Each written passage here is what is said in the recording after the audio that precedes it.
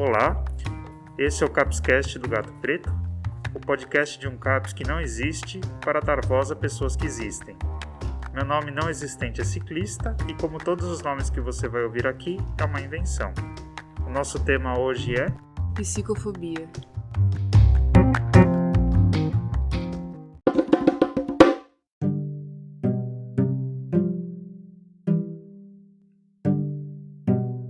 Diz o dicionário. Estigma, substantivo masculino, cicatriz ocasionada por ferida ou por um machucado. Sinal, marca natural no corpo. No sentido figurado, o que pode ser considerado ou definido como indigno, desonroso.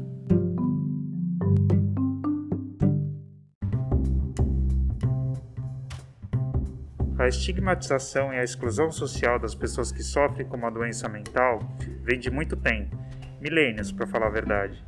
O louco sempre foi visto ora como incapaz de se defender e de enfrentar as dificuldades, ora como imprevisível, perigoso, violento. De qualquer forma, alguém que precisaria ser protegido de si mesmo e dos outros, justificando seu isolamento. Somente nas últimas décadas isso tem mudado um pouco, com a parte da sociedade se preocupando em cuidar da pessoa e não da doença. Bora conversar sobre isso? Bora!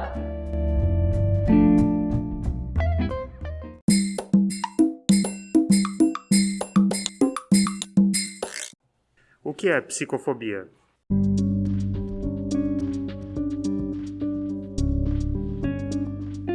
Psicofobia é o preconceito com qualquer tipo de transtorno ou sofrimento psíquico-mental.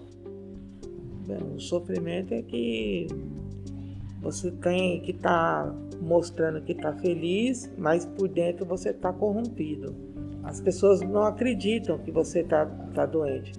Primeiro porque você passa pela aceitação, você não sabe que está... Primeiro você não sabe que está doente. Segundo, quando você sabe que está doente, você acha que psiquiatra é médico de doido. Os meus clientes não sabem, eu trabalho com confecção de uniforme escolar, meus clientes não sabem, porque você tem que estar sempre sorrindo. Você não pode demonstrar fraqueza. Mas tem dias que, como eu trabalho com a minha mãe, ela fala por mim e assim a gente vai levando. Mas o preconceito... Eu acho que o pior de todos é quando você não é entendido pelo médico.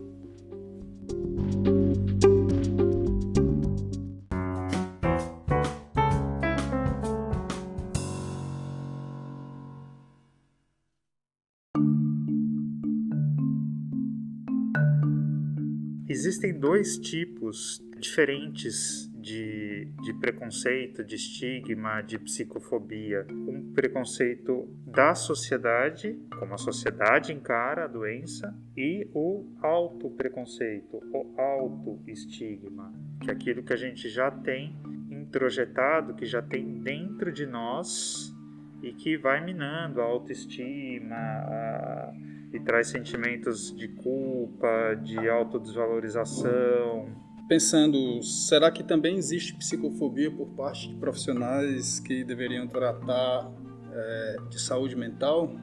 O preconceito pelos profissionais da saúde pode até ser que existe sim algum preconceito, mas por falta de conhecimento. Mas em determinados casos eu acho que existe sim. Se a pessoa é profissional numa área de saúde, eu acho que o preconceito é algo que não devia caminhar, porque se essa pessoa ela tem preconceito por falta de conhecimento, então ela não deveria ser considerada um profissional da área, porque ela tá lá para ajudar a pessoa e não para julgar o caso da pessoa.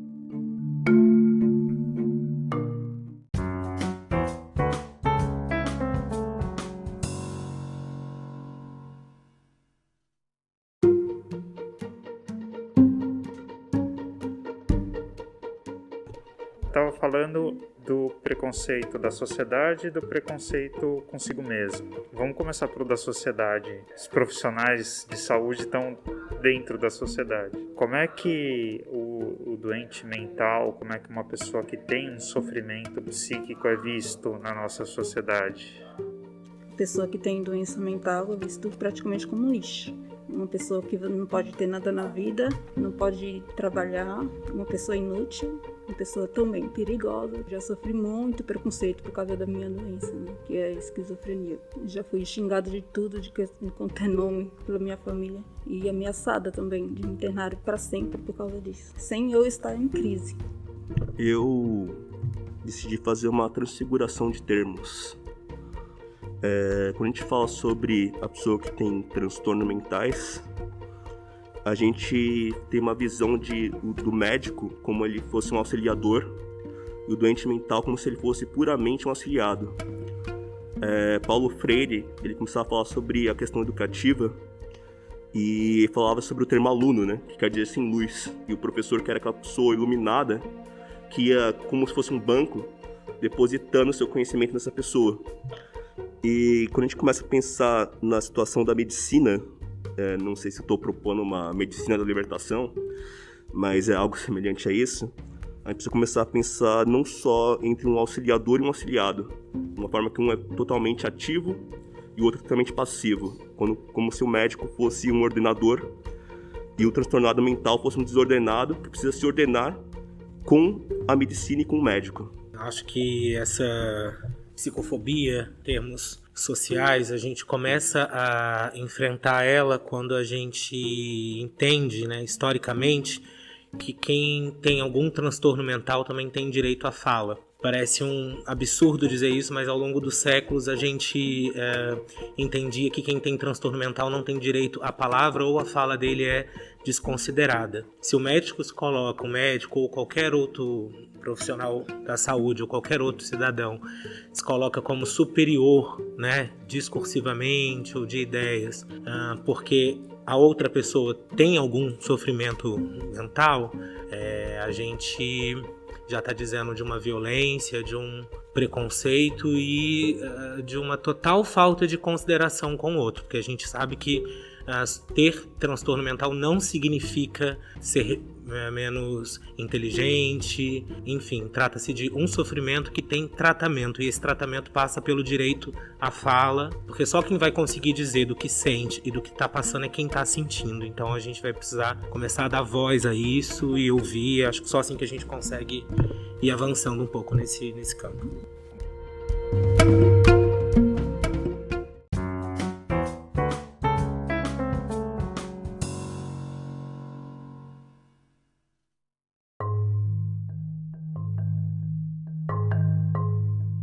Na Grécia Antiga, na Roma Antiga, as pessoas que tinham quadros psicóticos, né, que tinham delírios, que tinham alucinações, elas recebiam um tratamento que era para tirar o espírito maligno de dentro do corpo, e para isso eram abertos buracos no crânio. O efeito colateral desse tratamento era que geralmente as pessoas morriam.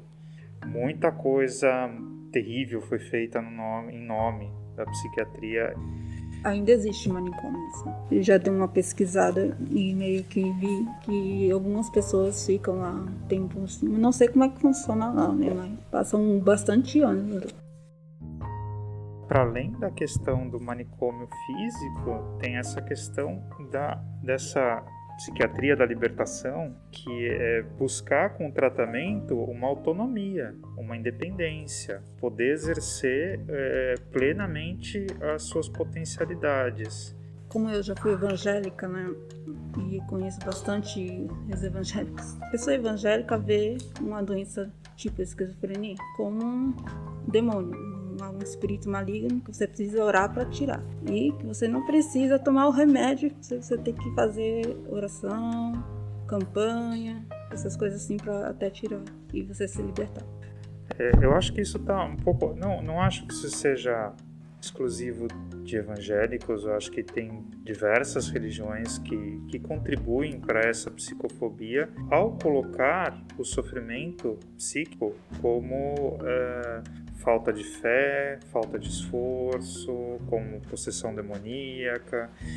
E isso não quer dizer que a gente tenha que abrir mão da nossa espiritualidade. Eu acho que das nossas potencialidades, a espiritualidade está incluída nisso. Mas que a gente possa conciliar a compreensão do que é uma doença, trabalhar também esses aspectos espirituais.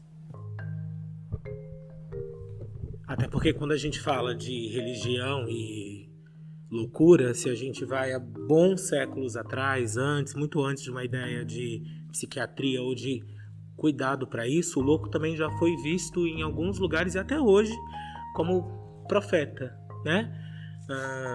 Ou como alguém que traz uma mensagem do além, né? Então a gente tem dentro de uma visão espiritual religiosa de anos tanto um lugar, né, de sagrado para loucura, como um rechaço completo também, porque aí se entende que tem alguma coisa que está perturbando a ordem, já não é de procedência divina, e sim maligna, então expulso.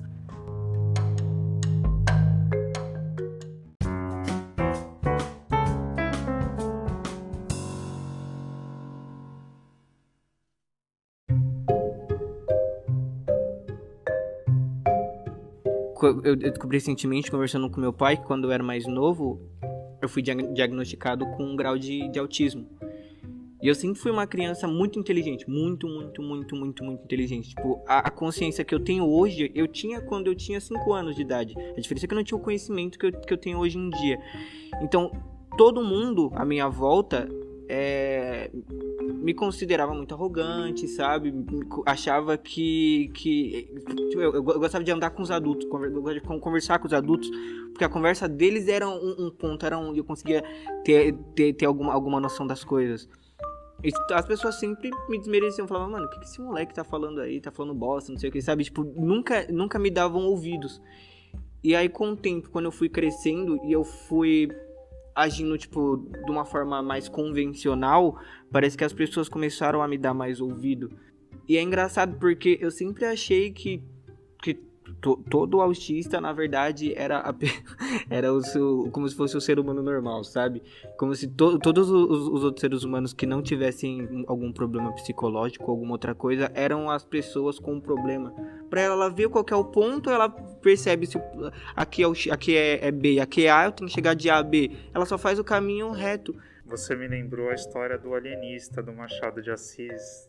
Vai prendendo as pessoas no hospital, que ele achava que tinha algum transtorno, e todo mundo que tinha alguma coisa diferente ia sendo colocado dentro desse hospital, até que todo mundo da cidade foi preso. E aí ele chegou à conclusão de que ele era a única pessoa normal, então era melhor que ele ficasse protegido e deixar todas as outras pessoas para fora. Se trancou dentro do hospício e deixou todas as outras pessoas soltas. Recentemente eu li um livro chamado Drácula. A pessoa que é dita como vampira, né, é descrita bem no final do livro, né, uma pessoa que tem uma alma atormentada, que tem aspirações suicidas, é herege e criminosa.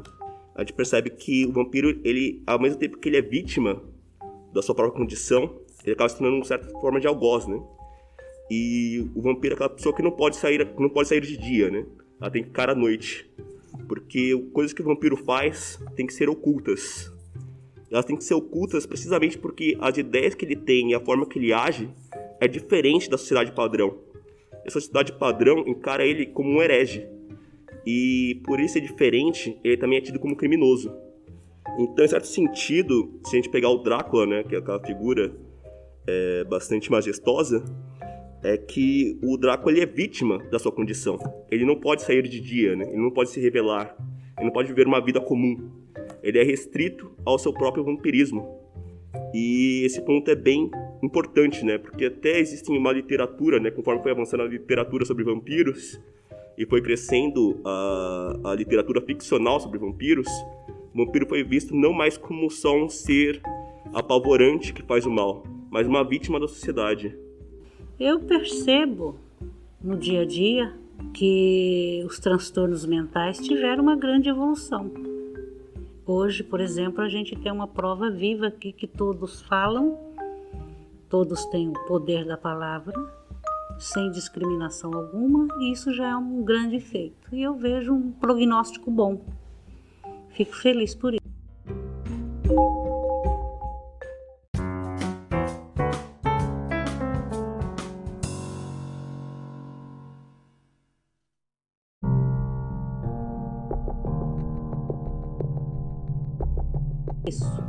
Deixa eu trazer a discussão um pouco mais para concretude. A psicofobia pode levar à exclusão social? Vou falar um exemplo que eu acho que todo mundo aqui que já teve depressão já passou, que é aquele negócio de, você tá com frescura, sabe? E aí você, tipo, não, velho, tá acontecendo isso, mas isso é frescura. Tanto porque todo mundo fala que é frescura, você acaba achando que é frescura e você não consegue lidar com aquilo, e você se isola, você não tem com quem conversar, ninguém te entende. Não só produz exclusão social, como é muito recente a ideia de que o tratamento em saúde mental não é excluir socialmente, porque ao longo de séculos a gente tem isso postulado, documentado, que a gente trata loucura excluindo da sociedade. Mas essa ideia da exclusão social, ela é produzida não só pelo transtorno em si, que às vezes dá alguma dificuldade de conversa ali dos pares, mas foi entendida como forma de tratamento durante muito tempo e até hoje ainda é um grande debate, né, de que trancar não cuida.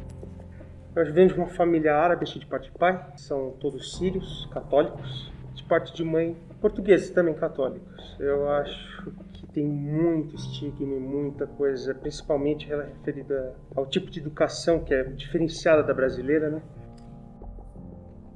Particularmente, eu gosto bastante de uma história que era contada na Grécia Antiga. Existia um homem chamado Procrusto, e esse homem tinha 2 camas. Se ele achasse que a pessoa era muito grande, ele cortava ela. Se ele achasse que ela fosse muito pequena, ele ficava esticando ela. Essa forma de tratamento é que o Procrusto queria adequar as pessoas às suas ideias. A mentalidade de Procrusto, né, o enigma de Procrusto, é aquela pessoa que tem que vigiar e punir e estabelecer normas para outras pessoas para adequá-las ao seu pensamento. Eu sempre penso muito nisso quando eu começo a pensar o que as pessoas são, o que eu quero que elas sejam. Eu recentemente estava lendo um livro que ele falou que inteligência é diferente de razão, porque a razão ela parte de um ponto determinado, mas a inteligência é uma abertura para o infinito. Ela não tem um paradigma, ela não tem uma forma definida que vai levando a outra forma definida. E quando a gente pensa em Procrusto, a gente pensa várias vezes na história, né? Como, por exemplo, aquele caso que as pessoas eram encarceradas em manicômios, ou por serem prostitutas, ou por serem homossexuais, ou por terem coisas que a sociedade consideravam distúrbios. Aceitar as diferenças ainda é uma grande batalha. Mas, enfim, cada um é de um jeito e viva as diferenças.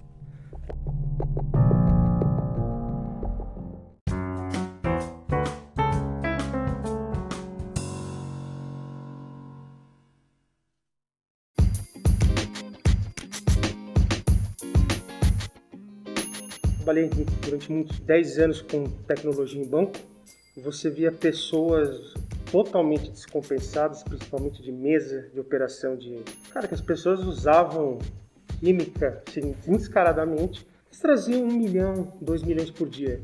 Então assim, ele faz o que ele quer, está trazendo dinheiro, faz o que ele quer. Parece que quando você traz o fator principal, que são 2 na Terra, poder e dinheiro, é o cala-boca.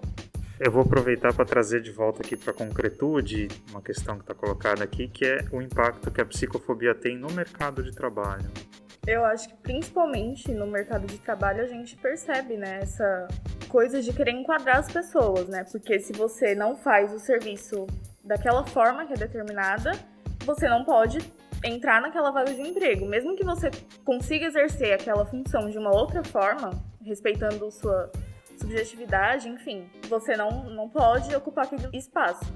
Quando eu tava trabalhando, quando fui fazer a minha entrevista, eu não comentei nada sobre nenhum tipo de distúrbio psicológico e nada assim, sabe? Enquanto eu tava trabalhando, o pessoal começou a perceber que eu era meio pra lá das ideias.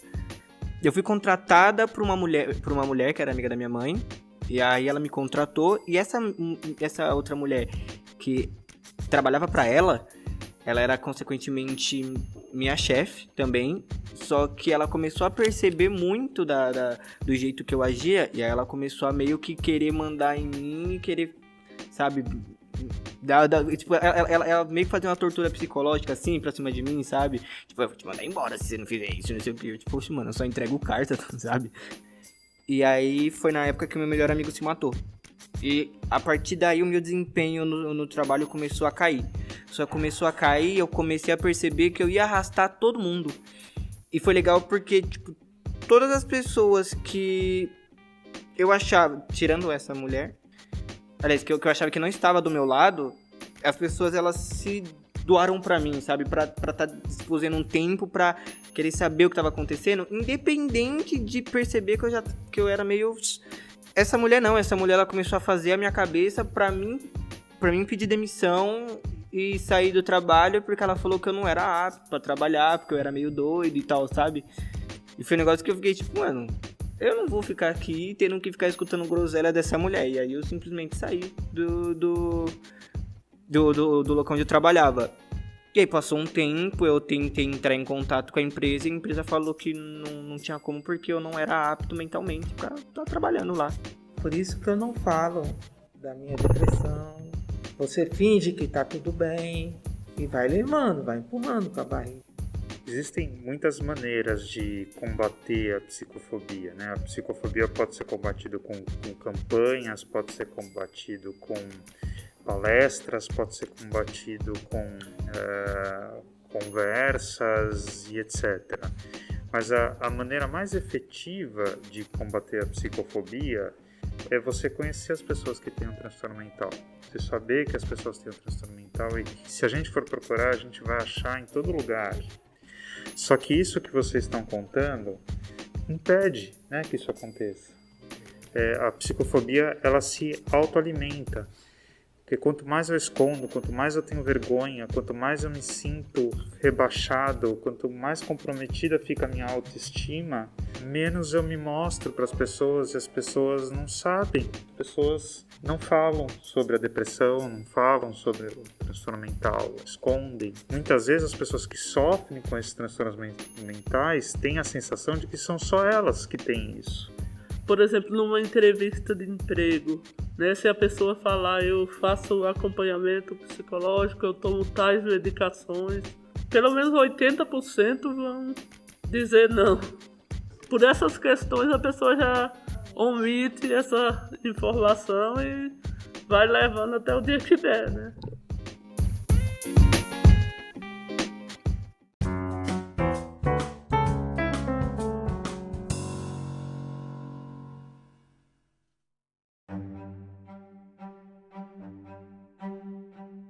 Esse negócio da psicofobia, meu pai, ele tinha muito...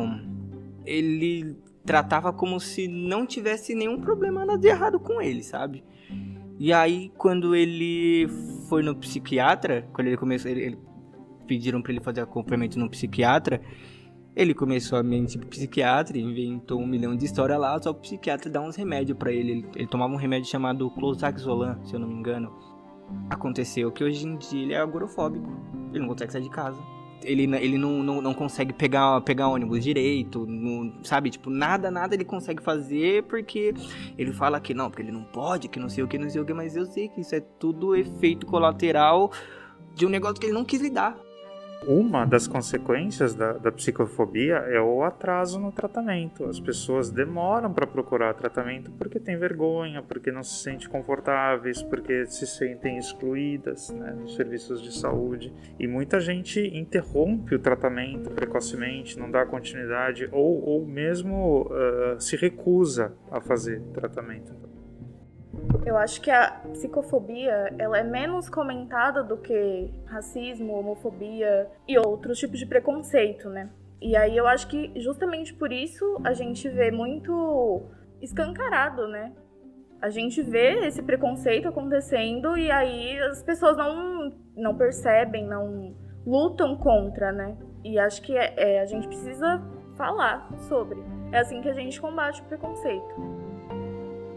Eu acho que o grande vilão da psicofobia é o desconhecimento mesmo, e a gente trabalha isso com fala, com conhecimento, com discussão. Me fez pensar também de que como um diagnóstico favorece também essa questão da psicofobia, né?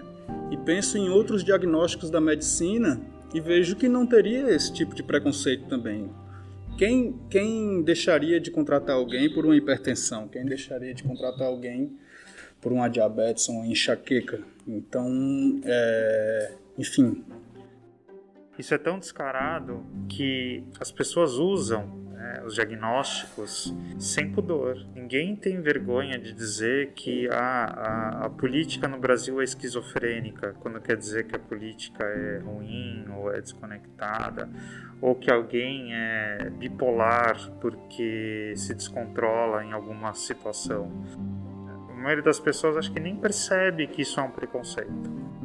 Tendo que tem um medo das pessoas ficarem loucas também. Quando a gente pensa numa ordem social de que se é louco, você vai ser ridicularizado, trancado, você perde direitos, todo mundo tem medo de ter algum transtorno mental, né? Então, às vezes, com medo de ter, a gente nem quer enxergar, a gente nem quer ver. Né? Até porque quando a gente olha para o outro, a gente acaba reconhecendo várias coisas nossas, né? Então, é esse estigma, esse preconceito para se excluir dos olhos mesmo, para fingir que isso não acontece nem com o outro e nem comigo. A nossa evolução também precisa ser constante e nunca a gente vai chegar na perfeição. Nossa sociedade nunca vai ser perfeita, nunca vai ser isenta de preconceitos, nunca vai ser isenta de ideias distorcidas, de falta de equidade. Vai ser um trabalho que vai ter que estar sempre feito, sempre buscando melhorar.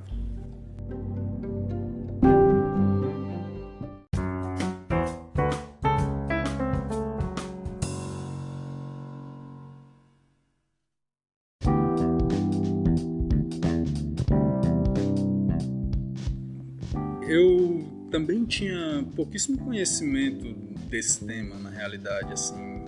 Conversar sobre isso me trouxe um ganho, um conhecimento muito grande. Eu não sabia e achei interessante. Mais para o livro do pensamento, para eu poder me defender. Eu já passei por umas poucas e boas. Essas coisas de psicofobia, de xingarem eu não tá fazendo nada, não tá em surto, não tá em nenhuma situação e eles criarem uma situação drástica para poder xingar, me ofender, me internar. A gente vê o tanto que existe preconceito e cada vez foi diminuindo mais as minhas oportunidades de poder trabalhar, fazer as minhas coisas. Eu fui me prendendo em casa, eles foram me prendendo mais e mais nessa situação de carência, de afastamento de tudo da sociedade. E ainda me considero dessa forma atingida, até em manicômio eles me colocaram. Então eu não sei como sair dessa realidade de loucura e eu possa ter direito de uma vida mais digna. Acho que essa questão de uma vida mais digna, eu acho que a gente talvez se eleva ou se abate muito com o que o próximo fala, com o que o próximo acha. Eu, no sentido de profissional, eu também era de todos os apelidos, por exemplo, Sem Noção, chamado de Joseli, mas no fundo eu falava mais todo o coração. Eu sempre fui uma pessoa que nunca gostei de brigar, eu separava meus... Aliás, entrava em briga para se separar e acabava sendo espancado também junto, enfim. Eu não tive nenhum problema de profissional com isso aqui, pelo contrário, eu sempre falei tudo que eu tinha. Sou hiperativo, e pelo contrário, né? Só que aí eu entro naquela questão da... Eu acho esse grupo perfeito para se expressar e falar o que pensa, falar o que acha. Sabe? Eu acho que algumas pessoas que vão ouvir esse podcast, né, vão abrir mais a mente, né? Vão entender melhor, compreender melhor, tirar o julgamento. E algumas não vão gostar, com certeza. Por causa de todo o preconceito que eu vivi, que eu passo e que passo até hoje, que eu decidi trabalhar autonomamente, ter o meu próprio trabalho sem ter que trabalhar para os outros, né? E é um direito, eu acho, que um esquizofrênico tem. Não porque você é esquizofrênico que você não pode ter, você não pode ser o seu próprio patrão. É o que eu acho. Eu acho que, enfim, quando a gente olha CID, DSM, eu acho que dizem que de médico e louco todo mundo tem um pouco. E eu acho que é isso. Todo mundo tem alguma característica que é considerada fora do normal, do padrão. como eu já falei anteriormente, o preconceito a gente combate com informação. E eu espero que esse podcast sirva como um instrumento a se refletir, né? E a gente possa se questionar do que a gente está fazendo, estigmatizando as pessoas, enfim. Já começou, já estamos ouvindo as pessoas e isso é muito bom. Já é um passo, essa mesa redonda ou quadrada, ou seja lá de que forma seja, dando direito à fala de cada um. E a gente ouvir e entender.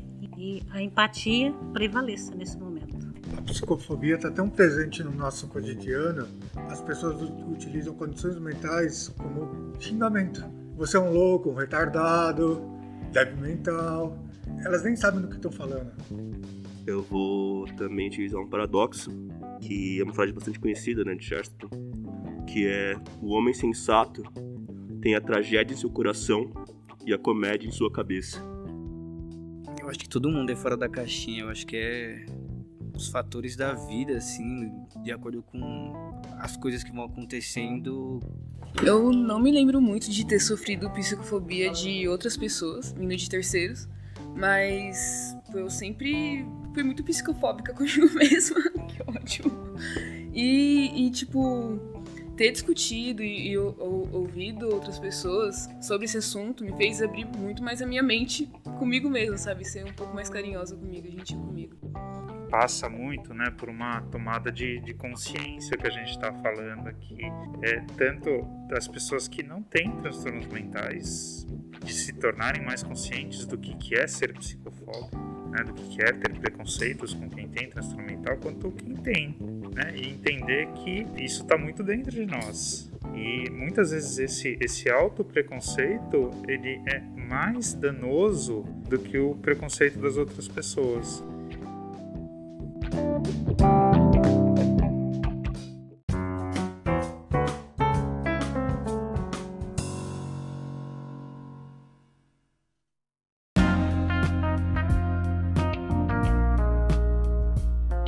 Esse foi o podcast do Gato Preto, espero que todos tenham gostado. Não deixe de nos seguir no seu tocador de podcast favorito para não perder nenhum episódio. Um grande abraço. Até o próximo!